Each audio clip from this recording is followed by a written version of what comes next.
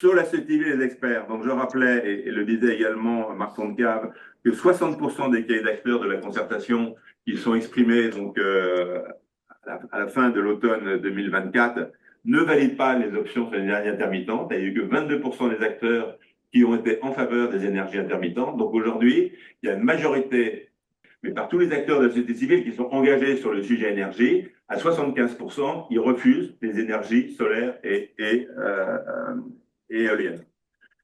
Inquiétude majeure, on va voir sur le prix de l'électricité pour les électro-intensifs. Il faut savoir qu'on a la SNCF, on a beaucoup d'industries qui sont des très grands consommateurs d'électricité et pour lesquels le prix de l'électricité est un enjeu majeur en fait de leur rentabilité. Et donc c'est eux qui s'expriment de façon très importante là-dessus.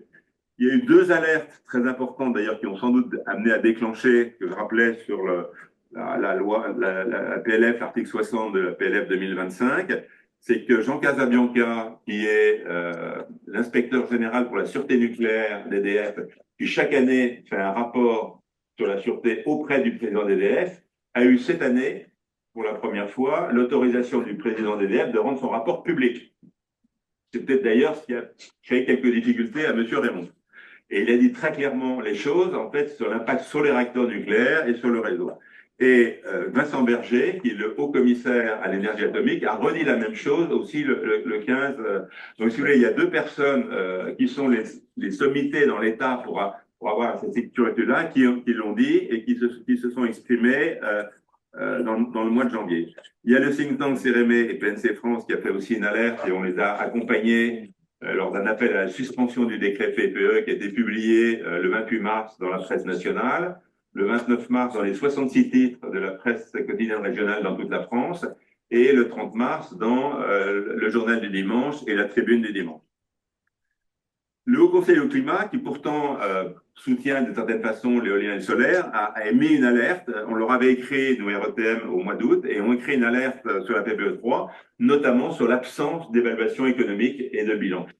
Dans les deux dossiers qui ont été remis à la consultation pour la PPE3, dans le document d'analyse stratégique, il n'y a pas une fois que le mot euro est prononcé, qui fait 330 pages, et dans le document qui fait 200 pages, qui est la présentation, il y a 4 pages avec des chiffres en euros, on se demande d'où viennent les données. Et finalement, le Conseil supérieur de l'énergie, en fait, qui est un organisme de consultation de l'État, qui a à peu près 6 collèges, qui représentent en fait tous les acteurs, que ce soit les élus, les parlementaires, les élus comme les maires de France, les consommateurs, les entreprises et les syndicats, en fait, n'a pas pu émettre un avis très clair.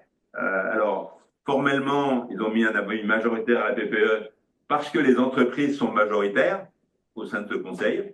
Donc, voilà. Mais Madame Sampé, qui est la vice-présidente du conseil et qui est sénatrice, a émis un avis négatif. EDF a émis un avis très négatif. Donc aujourd'hui, si vous voulez, il y a quand même une situation aujourd'hui d'incohérence et un peu de confusion créée par cette PPE3